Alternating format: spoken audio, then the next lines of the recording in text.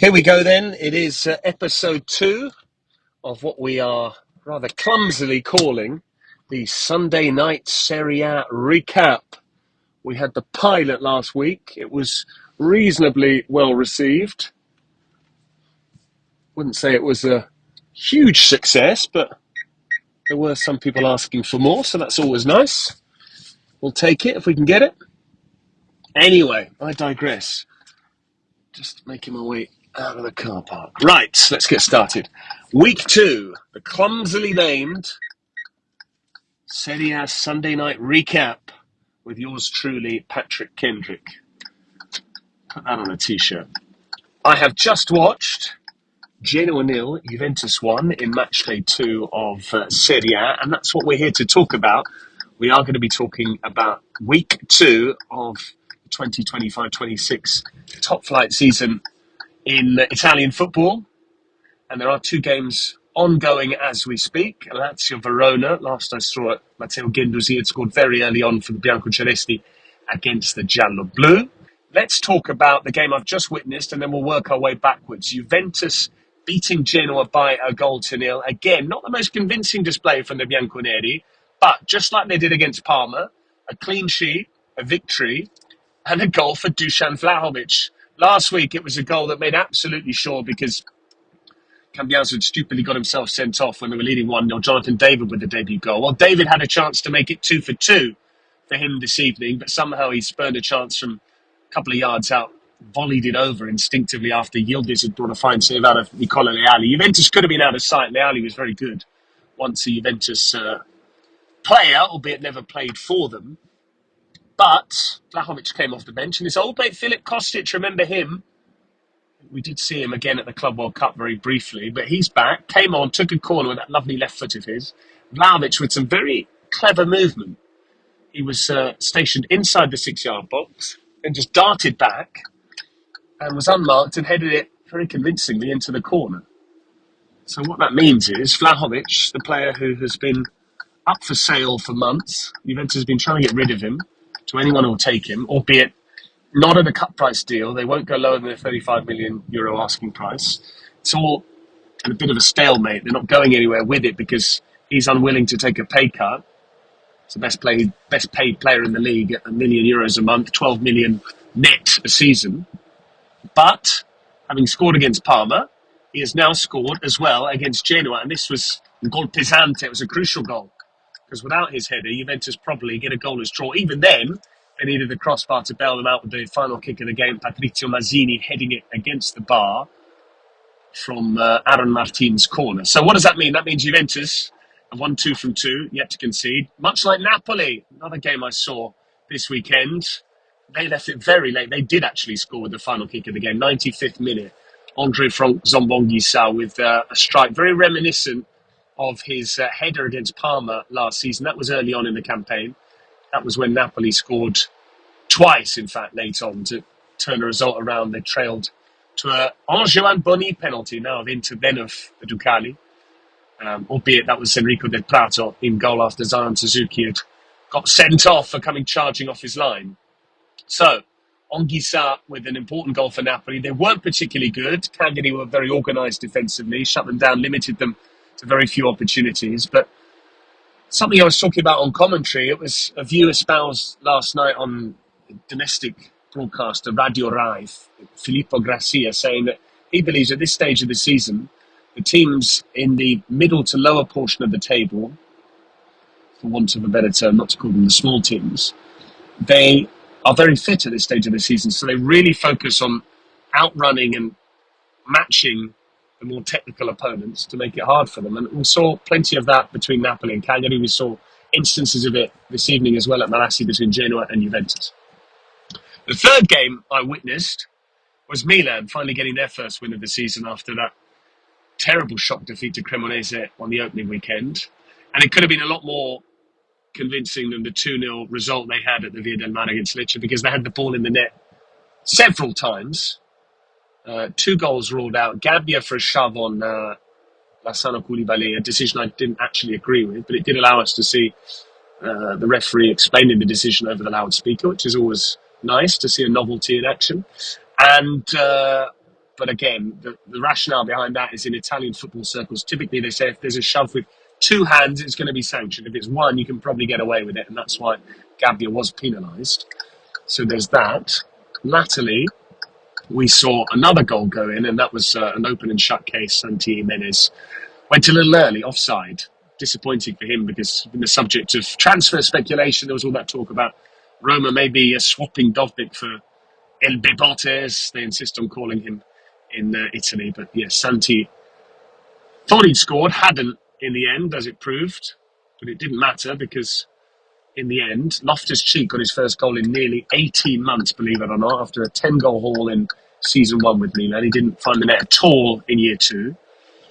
And he's a player that every Milan coach that he's had have spoken about just how many goals he can get from midfield, box to box, the sort of profile that they don't really produce in Serie A, and the sort of player that many clubs are looking for in the Premier League. Now we're seeing that a lot more. Scott McTominay is a prime example, the reigning MVP, and obviously now Napoli have gone to get Kevin De Bruyne as well. There's talk of them looking at Kobbie Mainoo of Manchester United. Anyway, I digress. Milan with a clean sheet, which was important. Scored twice. Pulisic took his chance well off the bench after some pretty lousy defending from Lecce. As ever, with Lecce, we wonder where the goals are going to come from. Goalless draw at Genoa on the opening weekend. 2-0 defeat at home to Milan in week two. Much like Genoa, yet to score as well after that 1-0 loss to Juventus this evening, albeit they did eventually create some chances. So there weren't too many surprise results this weekend. Bologna shut down Como. Only watched the highlights of that game, obviously, but there's barely anything to report from a Como perspective. A sliced effort from Mergin Voivoda and Orsolini, yes, with the benefit of deflection, but that's why he's Bologna's main man after some fine hold-up play from Santiago Castro. So all of the enthusiasm about Como and Bologna losing at Roma on the opening weekend, ultimately they both have 3 points in the table. Let's come to the Giallorossi, because I didn't address them at all in match day one, despite them beating Bologna, and doing so with a goal from debutant Wesley, the Brazilian. This time it was an Argentine, Matias Solé, who many feel will really benefit from La Cura Gasp, from the Gasperini treatment, and it certainly seems that way. He scored one, had another in the net, which was ruled out for handball, but linking up really well with Paulo Dybala, which is great to see. And Roma as well, a couple of clean sheets for them. So how far Gasp can take them remains to be seen. But some very encouraging signs for the Giallorossi already, and that wonderful kit they were wearing, bright orange. Enjoyed that at the Arena Garibaldi against Pisa, who, yes, got that point against Atalanta and Bergamo, but couldn't get a result against their, or rather in front of their home crowd. Let's talk about Atalanta. Many were concerned about the appointment of Ivan Juric. Some would say with good reason after those failed jobs at Roma and Southampton. Well, he's yet to win as Atalanta coach. He's unbeaten as well. He might put a positive spin on it that way. That could be the silver lining. But 1-1 draws against Pisa and Parma. Not exactly a perfect start for the Croatian coach. And there have been those making the point that we've already got an international break and there are some pretty accomplished coaches on the market. Thiago Motta, leaving aside the fact that he didn't necessarily succeed in his brief at Juventus. Raffaele Palladino did a good job with Monza. He did a good job in Florence as well before leaving Fiorentina of his own accord. And maybe even Luciano Spalletti, the former Italy head coach, albeit would he go to Bergamo, where we shall see. I don't see Juric going just yet. It's not like they've lost their first two games, they've drawn them, but they'll have Champions League football upon their return. It will be straight back to it in terms of match day 3. Speaking of match day 3, you've got Juventus against Inter, the Derby d'Italia, which is going to be great. The same day as Fiorentina Napoli. What a Saturday that's going to be, the 13th of September. Don't go anywhere. Don't make any plans for that day. I fully expect you Inter to beat Udinese tonight, so we could well have a situation whereby Juventus and Inter both on maximum points ahead of their meeting in week 3. But the teams with maximum points: Napoli, 2 wins and 2 clean sheets; Roma, 2 victories and 2 shutouts; Juventus, exactly the same; and Cremonese, we can't forget them. That shock win at San Siro, they backed it up despite initially squandering a 2-goal lead against Sassuolo. An added time penalty winner from De Luca. And what that means is that they've also got 6 points in terms of their efforts to probably get around 35 or 36. That's typically the tally these days to stay up in Serie A. Gone are the days of you needing 40. And they're about to announce Jamie Vardy as a signing. It's incredible, really. Reminds me a little bit of Jerome Boateng going to Salernitana, of Franck Ribéry going to the Granata as well. There was talk of Raúl Albiol signing for Pisa. Not sure where we are with that, but always interesting to see these signings. Or Balotelli recently at Genoa, having had that spell in the past with Brescia. But obviously we can't talk too much about what Lazio are going to do against Verona nor Inter against Udinese, but it has been a pretty good start to the Serie A season. All of the big teams delivering on their promise, really. Milan, that opening shock aside, will let them off that one. We'll know a lot more about the Rossoneri after the window shuts. I'm recording this. It's now 9 o'clock on Sunday evening, the 31st of August. It's 8 p.m, so 23 hours are left in the transfer window. Milan have just brought in Christopher Nkunku, who I got to speak to on behalf of the club, which was nice. And they are still trying to get plenty of players in and out before the transfer window shuts. Milan's next game is at home to Bologna. That's on the Sunday night. So that will certainly be one to watch. In fact, matchday 3, a trio of huge games. Fiorentina, Napoli coming after Juventus into the Derby d'Italia, and then Milan-Bologna, which is a repeat of last season's Coppa Italia final, lest we forget. So I'll probably leave it there for now. But what I will say is credit to Dusan Vlahovic. He's had all sorts written and said about him. He's been dubbed a mercenary.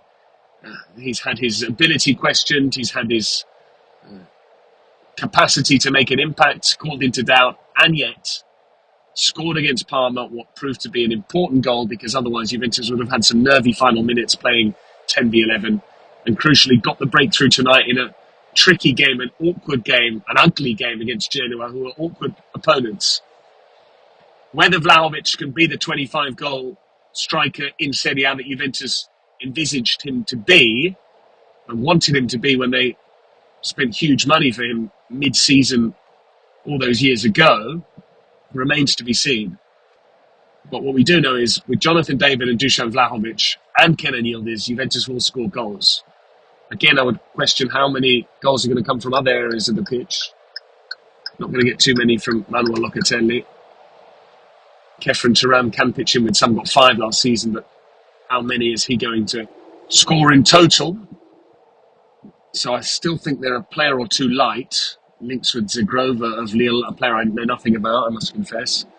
And they still want Rondal Colomwani back. Whether they'll get him remains to be seen. Paris Saint-Germain are a little bit ticked off, peeved at Juventus' behaviour, because Juventus was supposed to go back in, buy him permanently, and that probably hinged on them signing Vlahovic, or selling Vlahovic rather. Anyway, I'm getting a little bit distracted because there's traffic on the motorway. This is the big Sunday when everyone returns to northern Italy after their Ferie, after their holidays. So I will sign off very shortly. But what I would say is Napoli, Roma and Juventus all taking maximum points. Inter likely to follow suit. Who knows how big the title race is going to be, but great to see clubs like Roma and Juventus making a fast start to the season, not beginning with the handbrake on and having to play catch-up. Catch-up is Milan because of that loss to Cremonese, but they're only 3 points behind. Important for them to get that victory against Lecce. Anyway, I will be persisting, whether you like it or not, with our Serie A Sunday night recap. How much value there is in this product, only you will be able to tell me in due course. But for now, that's me signing off for the Sosta. Buona sosta a tutti. Have a great international break. Bye-bye.